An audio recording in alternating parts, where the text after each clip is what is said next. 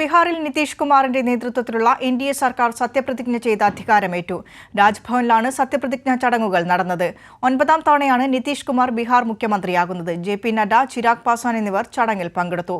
വിശദാംശങ്ങളുമായി സിബി ജോസഫ് ചേരുന്നുണ്ട്. സിബി, സത്യപ്രതിജ്ഞാ ചടങ്ങിന്റെ വിശദാംശങ്ങൾ, ഒപ്പം ഈ രാഷ്ട്രീയ JDU BJP സർക്കാർ സഖ്യത്തിന്റെ പിന്നിലെ രാഷ്ട്രീയ നാടകങ്ങളും.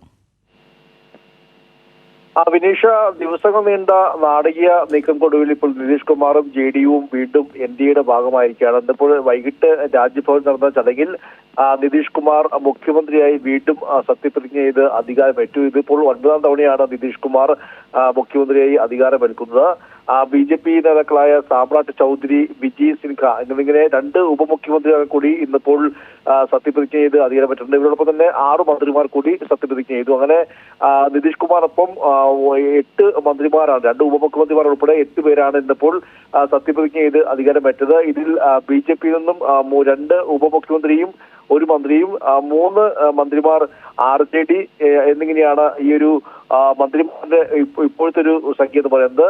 മാത്രമല്ല, ഇനി കൂടുതൽ ഈ RJD വഹിച്ചിരുന്ന എല്ലാ വകുപ്പുകളും അത് BJPക്ക് നൽകുമെന്നുള്ള ഒരു ധാരണ നേരത്തെ തന്നെയുണ്ട്. അതുകൂടാതെ സ്പീക്കർ സ്ഥാനവും BJPക്ക് ആയിരിക്കുമെന്നുള്ളതാണ് നമുക്ക് ലഭിക്കുന്ന വിവരം. എന്തായാലും 128 പേരുടെ അംഗബലത്തിലാണ് ഈ ഒരു 45 സീറ്റുള്ള JDU ഒരു പുതിയ NDA സർക്കാർ ഇപ്പോൾ അവിടെ രൂപീകരിച്ച് അധികാരത്തിൽ ഏറിയിരിക്കുന്നത്. കഴിഞ്ഞ മന്ത്രിസഭയിൽ ലാലു പ്രസാദ് യാദവിന്റെ RJDക്ക് നൽകിയിരുന്ന എല്ലാ വകുപ്പുകളും BJPക്ക് നൽകാനുള്ള ധാരണ എന്തായാലും നേരത്തെ തന്നെ ആയിരുന്നു. ഇതിൽ നിതീഷ് കുമാർ രാവിലെ പറഞ്ഞത് ഇന്ത്യ മുന്നണി പ്രതീക്ഷയ്ക്കൊത്ത് പ്രവർത്തിച്ചില്ല, മഹാസഖ്യത്തിലെ സ്ഥിതി മോശമാണെന്നൊക്കെ പറഞ്ഞുകൊണ്ടായിരുന്നു ഈ ഒരു ബന്ധം ഏർപ്പെടുത്തിക്കൊണ്ട് നിതീഷ് കുമാറിന്റെ പ്രതികരണം. ഏതായാലും ഇപ്പോൾ കൂടുതൽ ഈ സത്യപ്രതിജ്ഞ ചെയ്ത് അധികാരമേറ്റ ശേഷം മറ്റു കൂടുതൽ പ്രതികരണം RJD അടക്കമെല്ലാം തന്നെ ഇപ്പോൾ രംഗത്ത് വന്നിട്ടുണ്ട്. അതായത് ഈ JDUവിനെ ഏറ്റെടുത്തതിൽ BJPയോട് നന്ദിയുണ്ട് എന്നുള്ളതാണ് RJD നേതാവും ഇപ്പോൾ ഉപമുഖ്യമന്ത്രിയുമായിരുന്ന തേജസ്വി യാദവ് പ്രതികരിച്ചത്.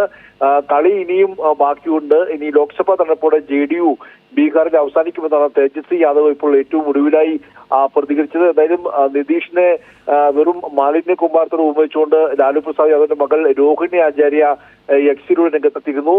നിതീഷ് കുമാർ ഒരു വഞ്ചനയിൽ വിദഗ്ധനാണെന്ന് കോൺഗ്രസും ഇതിൽ പ്രതികരിച്ചിരുന്നു. എന്തായാലും ഇനിയിപ്പോൾ ലോക്സഭാ തെരഞ്ഞെടുപ്പിൽ ഈ നിതീഷ് കുമാറിന്റെ ഒരു അവസരവാദ രാഷ്ട്രീയവും വഞ്ചനയും തുറന്നു കാട്ടി ജനങ്ങളിലേക്ക് ഇറങ്ങിച്ചെല്ലാനുള്ള ഈ മഹാസഖ്യത്തിന്റെ തീരുമാനം.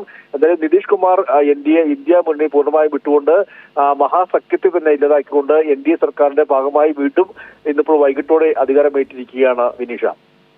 ശരി സിബി, തിരികെ NDA പാളയത്തിലേക്ക് ചെന്ന നിതീഷ് കുമാറിന്റെ നേതൃത്വത്തിൽ BJPയുടെ പിന്തുണയോടെ JDU അധികാരത്തിൽ വന്നിരിക്കുന്നു. JDU സഖ്യ സർക്കാരാണ് ബീഹാറിൽ അധികാരത്തിൽ വന്നിരിക്കുന്നത്. ഇത് 9ാം തവണയാണ് ബീഹാറിൽ നിതീഷ് കുമാർ മുഖ്യമന്ത്രിയായി സത്യപ്രതിജ്ഞ ചെയ്തിരിക്കുന്നത്. BJP പിന്തുണയോടെ അധികാരത്തിലെത്തിയ നിതീഷ് കുമാറിനൊപ്പം ഉപമുഖ്യമന്ത്രിമാരായി 2 BJP MLAമാർ കൂടി ഉപമുഖ്യമന്ത്രിമാരായി സത്യപ്രതിജ്ഞ ചെയ്ത് അധികാരമേറ്റിരിക്കുന്നു. 8 മന്ത്രിമാരാണ് സത്യപ്രതിജ്ഞ ചെയ്ത് ഇന്ന് അധികാരമേറ്റത്. മറ്റ് മന്ത്രിസഭാ വകുപ്പ് വിഭജനം സംബന്ധിച്ച മറ്റു ചർച്ചകളൊക്കെ തുടരുന്നു എന്നാണ് സിബി ജോസഫ് ദില്ലിയിൽ നിന്ന് വിശദാംശങ്ങൾ നൽകി വന്നത്.